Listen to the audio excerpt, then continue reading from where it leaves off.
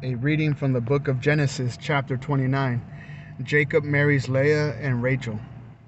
Then Jacob went on his journey and came to the land of the people of the east. And he looked, he saw a well in the field, and behold, 3 flocks of sheep lying beside it. For out of that well the flocks were watered. The stone on the well's mouth was large, and when all the flocks were gathered there, the shepherds would roll the stone from the mouth of the well and water the sheep and put the stone back in its place over the mouth of the well. Jacob said to them, "My brothers, where do you come from?" They said, "We are from Haran." He said to them, "Do you know Laban, the son of Nahor?" They said, "We know him." He said to them, "Is it well with him?" They said, "It is well, and see, Rachel his daughter is coming with the sheep." He said, "Behold, it is still high day. It is not time for the livestock to be gathered together. Water the sheep and go pasture them." But they said, "We cannot until all the flocks are gathered together and the stone is rolled from the mouth of the well. Then we water the sheep." While he was still speaking with them, Rachel came with her father's sheep, for she was a shepherdess. Now, as soon as Jacob saw Rachel, the daughter of Laban, his mother's brother, and the sheep of Laban, his mother's brother, Jacob came near and rolled a stone from the well's mouth and watered the flock of Laban, his mother's brother. Then Jacob kissed Rachel and wept aloud. And Jacob told Rachel that he was her father's kinsman and that he was Rebekah's son. And she ran and told her father. As soon as Laban heard the news about Jacob, his sister's son, he ran to meet him and embraced him and kissed him and brought him to his house. Jacob told Laban all these things, and Laban said to him, "Surely you are my bone and my flesh." And he stayed with him a month.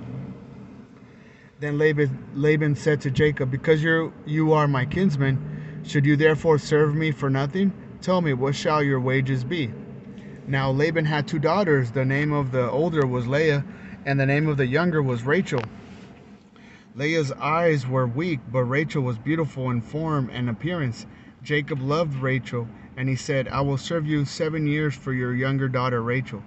Laban said, "It is better that I give her to you than that I should give her to any other man. Stay with me." So Jacob served 7 years for Rachel, and they seemed to him but a few days because of the love he had for her. Then Jacob said to Laban, "Give me my wife that I may go in to her, for my time is completed." So Laban gathered together all the peoples of the place and made a feast. But in the evening he took his daughter Leah and brought her to Jacob, and he went in to her. Laban gave his female servant Zilpah to his daughter Leah to be her servant. And in the morning, behold, it was Leah. And Jacob said to Laban, "What is this you have done to me? Did I not serve you for Rachel? Why then have you deceived me?" Laban said, "It is not so done in our country to give the younger before the firstborn. Complete the week of this one, and we will give you the other also in return for serving me another 7 years." Jacob did so and completed her week. Then Laban gave him his daughter Rachel to be his wife. Laban gave his female servant Bilhah to his daughter Rachel to be her servant. So Jacob went in to Rachel also, and he loved Rachel more than Leah, and served Laban for another 7 years. Jacob's children. When the Lord saw that Leah was hated, he opened her womb, but Rachel was barren. And Leah conceived and bore a son, and she called his name Reuben, for she said, "Because the Lord has looked upon my affliction, for now my husband will love me." She conceived again and bore a son, and said, "Because the Lord has heard that I am hated, he has given me this son also." And she called his name Simeon. Again she conceived and bore a son, and said, "Now this time my husband will be attached to me, because I have borne him 3 sons. Therefore his name was called Levi. And she conceived again and bore a son, and said, "This time I will praise the Lord." Therefore she called his name Judah. Then she ceased bearing. The word of the Lord. Thanks be to God. Now, I don't know if I'm going to have much to say about this chapter other than Laban is a motherfucker. Because he made Jacob work 14 years for Rachel when they had agreed in the first place that he would be with him as his servant for 7 years. How Jacob agreed to spend another 7 years for Rachel is beyond me. But I mean, I get it. I understand that you're not supposed to give, like, culturally speaking, at the time, you're not supposed to give your second daughter away before your first daughter is married. But I mean, that wasn't the agreement to begin with. And Jacob, if I was in Jacob's shoes, I'm not sure what I have done. I don't think I would have gone another 7 years to finally get Rachel, when it was her dad, Laban and Jacob had agreed to give to him in the first place. So to get conned like that is not cool at all. And you would think, Jacob would have noticed that it was really Leah and not Rachel when he was given to her on his wedding night. But I think maybe something about the way they dressed the brides, then it was kind of hard to tell who it was until it was time to have sex, their marital act. It's when on the next morning he saw that, this was not Rachel, it was her older sister Leah. And then I see how God, and this is kind of interesting, God sees that Leah is despised, so he opens her womb, but he makes Rachel's womb barren. And I would have thought, wow, now if